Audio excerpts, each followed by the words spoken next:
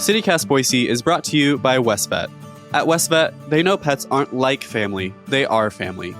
That's why they provide expert, compassionate veterinary care 24 hours a day, 365 days a year for cats and dogs. WestVet Boise and WestVet Meridian offer the region's most comprehensive emergency and specialty care from board-certified veterinarians and an expert caregiver team.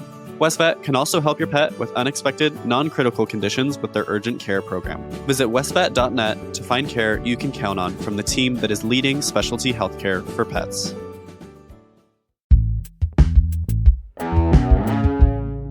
Today on CityCast Boise, Republicans wasted no time in restarting the culture wars during this first week of the legislative session. Boise State Public Radio's Jimmy Dawson is here to give us the scoop. Plus, are we in for Snowmaggedon Part 2? It's Friday, January 12th. I'm Frankie Barnhill, and this is what Boise's talking about.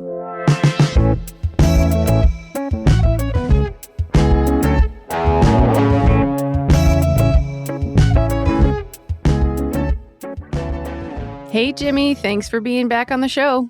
Frankie, happy Friday. Happy Friday.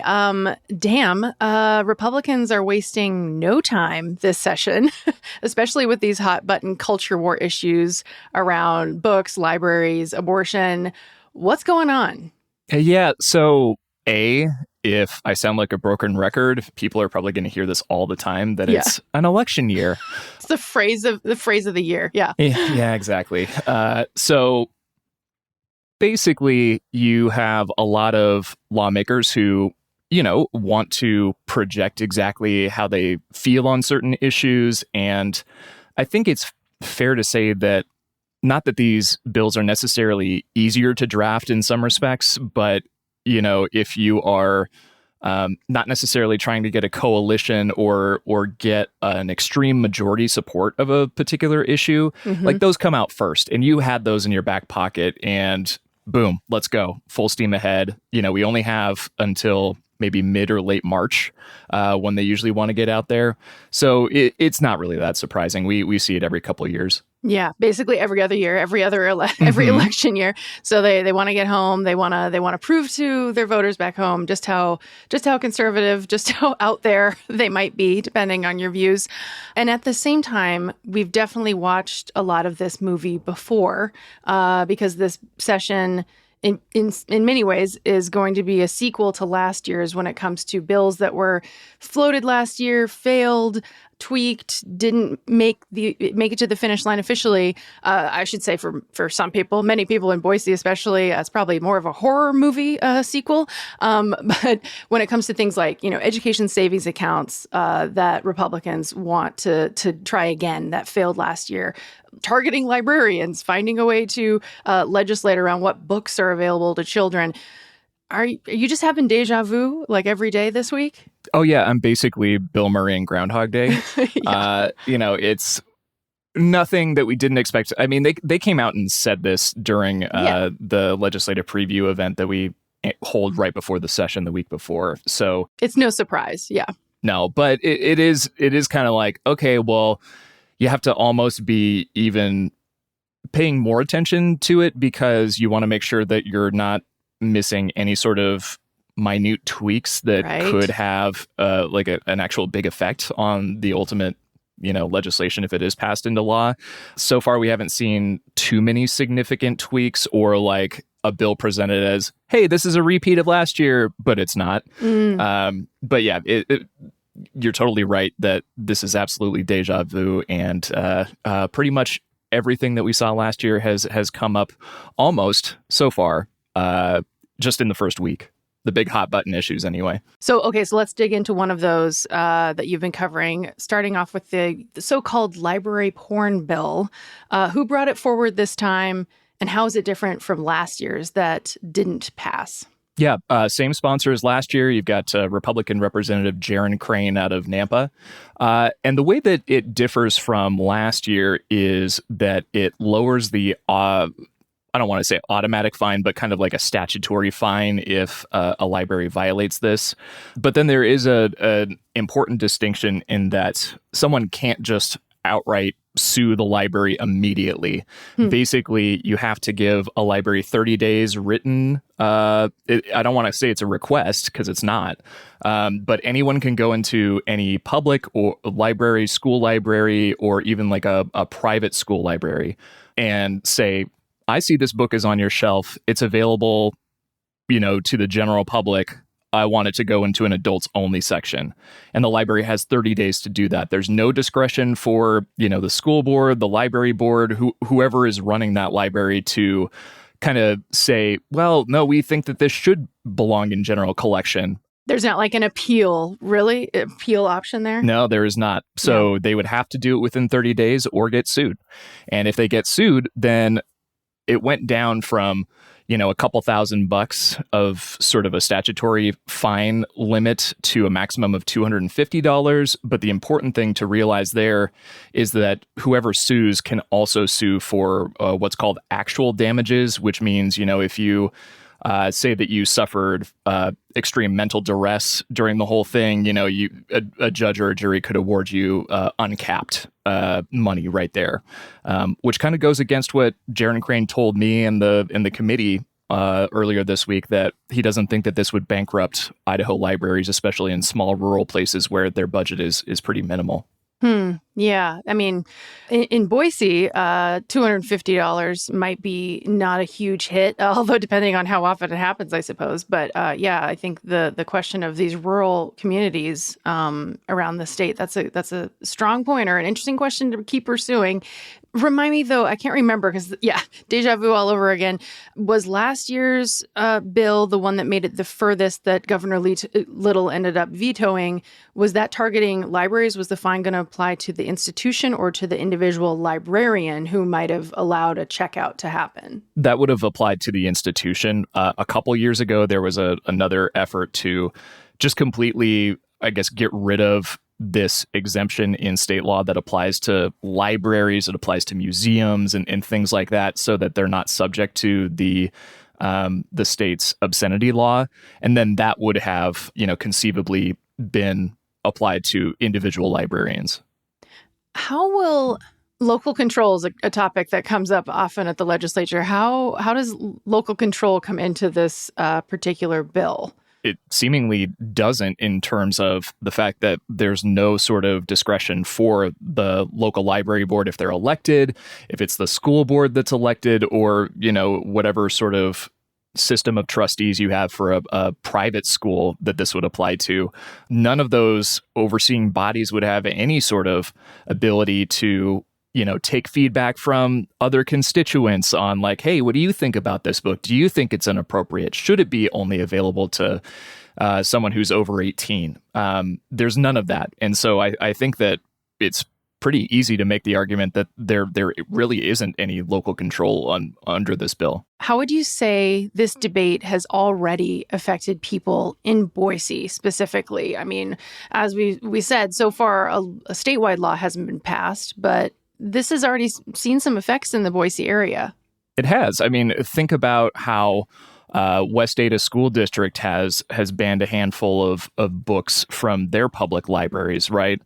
Just in the last few months. Not to mention that West Ada, a lot of people rightly think that, oh, well, that's just Meridian. That's not Boise. But there are, if you look at the district boundaries, a decent amount of West Boise is actually within the West Ada School District, which is also Idaho's largest school district. And so, to have this gigantic school district banning books, or at least not making them available to someone under 18, depending on what the policy might be, does actually affect people in Boise, especially, if you think, well, housing is much more affordable in West Boise. So for those on the lower income spectrum, if they own a home or if they find affordable rental property, it's more likely to be in West Boise, and then you're more likely to be within the boundaries of the West Ada School District too. Yeah, great points. Of course. Okay, so right now this was just introduced, still needs a public hearing, which of course will be interesting to watch if it gets to that stage, which it sounds like it will. And then there are many more steps, including Governor Little, who, as we mentioned before, last year when a similar bill came to his desk that was passed by the legislature, he vetoed it. Do you think he'll do that again?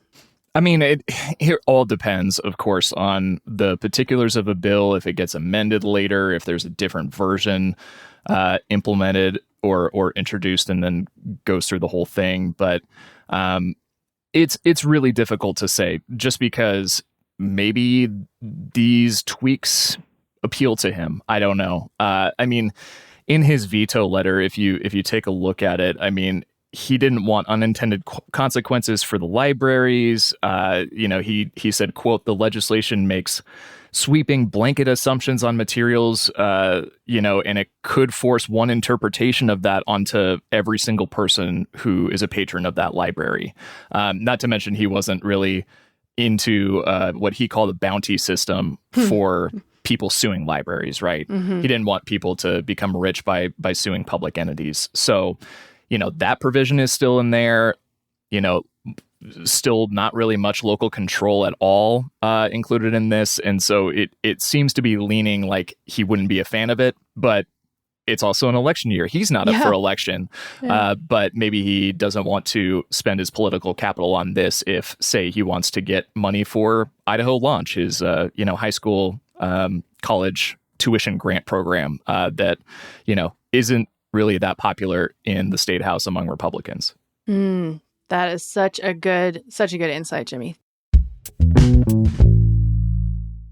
Okay, pivoting from that library bill that is deja vu to a new one. We haven't seen this before. Republican Representative Julianne Young from Blackfoot, she wants to change the word fetus to preborn child in state law. Planned Parenthood hates this. So many people in Boise absolutely hate this. What's going on with this one?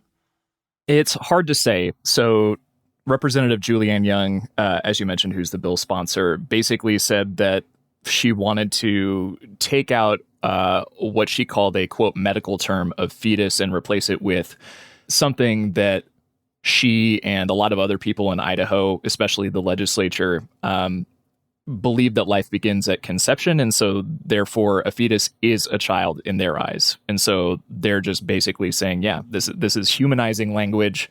And, it's not just cold and ivory tower medical speak, right? That word fetus or some version of it appears more than 70 times in Idaho code that's now being changed to preborn child. Huh. The unintended or intended consequences, or maybe there's follow-up legislation, who knows? It could be a step towards giving more personhood rights to a fetus, right? Where maybe there would be more laws applied to them, like criminal laws, for instance, like battery or whatever, even though there already are potential like modifiers. Like if you assault a pregnant woman and she, either miscarries or there's some kind of damage to the child, then, you're on the hook and you get an enhancement, right? Could be that. For instance, there are a couple other states that have tried this or have successfully implemented more personhood status. Georgia, for instance, is one of them, where basically pregnant women or the families can get a tax deduction off of it. They can count the fetus as a dependent. Okay. As for Arizona, they tried to implement like kind of a wide sweeping personhood law that got blocked by a federal court, but there have been other attempts to introduce similar legislation in the past. So I don't know. That was a question that Boise representative and Boise City Council member, soon to be gone from the legislature, Colin Nash, he told Julianne Young to be prepared for those questions, because he wants to make sure that that's not affording extra rights upon a fetus. So again, a lot remains to be seen. We don't necessarily know the full intentions of this or the full scope, but it's certainly something that, obviously, as you mentioned, Planned Parenthood is keeping an eye on, especially as, we have multiple lawsuits going over Idaho's abortion bans. Yeah, in Planned Parenthood's statement, they included, concerns about implications for fertility treatment like IVF, contraception. You mentioned, could it open people up to further criminal charges outside of what's already on the books? Surrogacy, too. Surrogacy is incredibly popular in Idaho, and it's very common compared to other states for women here to carry surrogate children. I think in the context, too, of just like stepping back for the last week, last Friday, there was the news from the U.S. Supreme Court that removed the stay on one of Idaho's bans on abortion. So effectively now, even in medical emergencies, even in the case where an ER doctor deems that the only way to stabilize a pregnant person's life in an emergency situation would be an abortion, now that protection is no longer there. There's a lot of rage. There's a lot of fear in women in Idaho in particular right now. It feels really palpable. And I just wanted to note that and honor that because it feels very like a moment with just this news just keeps compounding. And now this bill was introduced that is really hurtful to a lot of people. Just to add in there, Idaho's abortion ban would still allow for an abortion if the life of the mother is threatened. So emergency situations, it just depends on how sick really are you? And it's the clarity piece, right? That's what's now muddied for medical professionals in that situation. So we already know that OBGYNs have been leaving Idaho after our abortion laws went into effect after Roe v. Wade fell. So this is just another nail, another thing that people are paying attention to. So here I go again, though, of course, it is an election year. Planned Parenthood calls Young's bill grandstanding. And so does it feel like this is something that's going to progress, or are we going to see this die in committee here soon? It seemingly is like a no-brainer for a lot of Republicans in an election year where they want to be generally seen as pro-life and anti-abortion rights. It would be hard for me to see that unless there were like significant complications brought upon Idaho law by this, which Representative Young says, is not the case. That remains to be seen. It certainly seems like a slam dunk. Okay, Jimmy, snow came. It came finally. People at Bogus Basin are certainly stoked. Did you get any snowball fight at the Capitol this week? Did that happen? No. I mean, the snow was great for that, though. I just tried to throw a snowball at my dog Ruby, though, before we started recording outside. But now it's like it's not great snow anymore. It's just straight powder. Wet, soggy. Although it's the time we're recording this on Thursday morning, there's supposed to be more snow, and we could see there's some falling outside my window right now. There we go. Here it begins. So there is a winter storm warning through Saturday. And it reminds me, and people on the internet, the interwebs have been talking about this. And I'm going to put my Boise old school hat on, which is, do you kids remember Snowmaggedon from January 2017? The winter of 2017. The winter of 2017. Jimmy, I know you weren't in town yet, right? You hadn't moved to Boise at that point. Correct. Yeah. I was a couple months later. Totally missed that, but I got to see like all of the after effects of the greenbelt getting washed out and stuff like that. But yes, yeah, and then the flooding that happened in the spring. Totally. I was just going down memory lane. I remember I was living in the north end at the time, and in that moment, like they were, the snow plows were the big issue, and that ACHD only had a very limited fleet at that time, and they were basically only able to keep up with plowing the main arterials. And my apartment happened to be on Fort Street, so I was lucky in that way because they would plow Fort, but what they wouldn't do is organize any way for if your car is out front, which is where I had to park my car because my apartment didn't have any parking. My car got totally snowed in. Encrusted in ice, like afterwards? Encrusted in ice. Ooh. It was stuck for about a week because it took that long for things to melt, for the plows to actually really start digging out. And it was my car. I remember the car door. Yeah, I absolutely could not get it open. And even if I wanted to get it open, my car was completely covered in snow and had no way of getting out. Did you have to like grab an extension cord, like 100-foot extension cord, and get your hair dryer? I thought about it, but then I took Uber to work, and I up. remember, hopefully that won't be anywhere near the case, because ACHD has since, after much vitriol thrown at them, enhanced their snowplow fleet.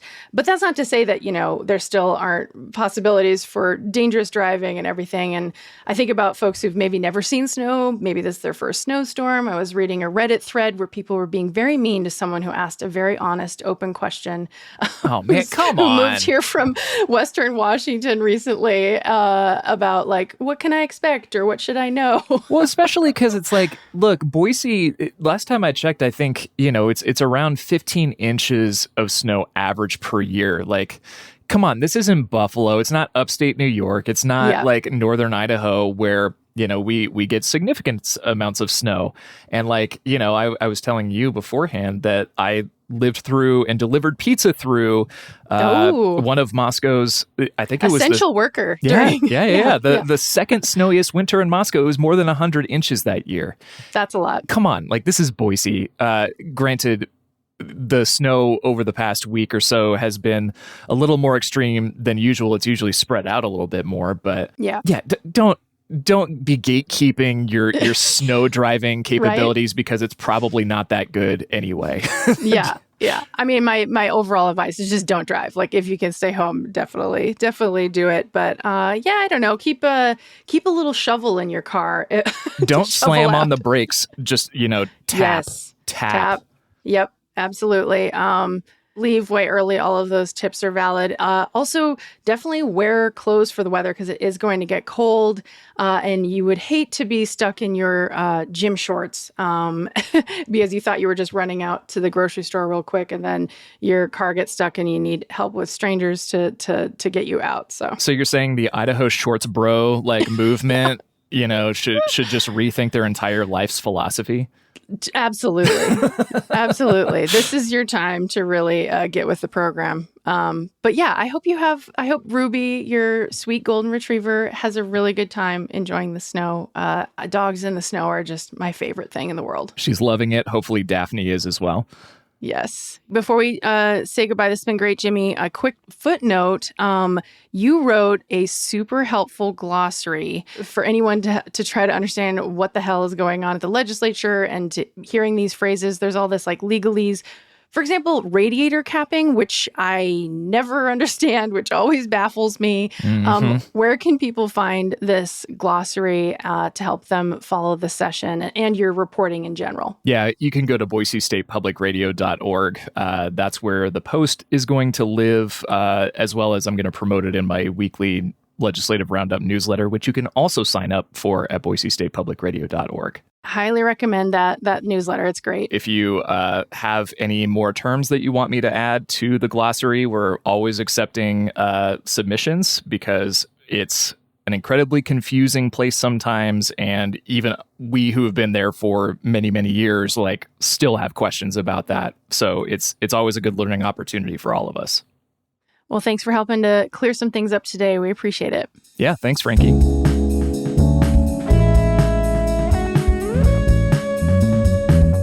All right, that's all for today here on CityCast Boise. The show was produced by Evelyn Avitia, Grant Irving, and me, Frankie Barnhill. Blake Hunter writes our Hey Boise newsletter, and our music is by Up Is the Down Is the. We're out on Monday to mark MLK Day, but we'll be back on Tuesday with more stories from around the city. Stay warm and stay safe, Boise.